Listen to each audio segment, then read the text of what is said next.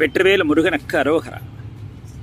ఎవరు చెప్పరండి, నువ్వంటే నాకు నచ్చదు, నువ్వు నాకు అక్కర్లేదు, నీ దారి నువ్వు చూసుకో, నా దారి నేను చూసుకుంటానని కొంతమంది చెప్తారేమో, కానీ కొంతమంది చెప్పరండి.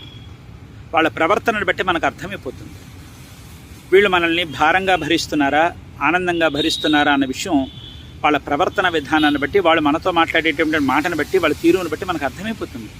అలాంటప్పుడు అది మీరే అర్థం చేసుకుని పక్కకు వచ్చేసి మీ ఆత్మగౌరవాన్ని మీరు కాపాడుకుంటే మంచిది.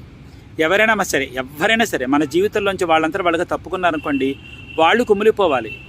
నేను చాలా అపురూపమైనటువంటి వ్యక్తిని, నా నిర్లక్ష్యంతో నేను వదులుకున్నాను, నేను వాళ్ళని పట్టించుకోలేదు, ఇప్పుడు బాధపడుతున్నాను అని వాళ్ళు కుమిలిపోవాలి తప్ప మనం కుమిలిపోకూడదండి.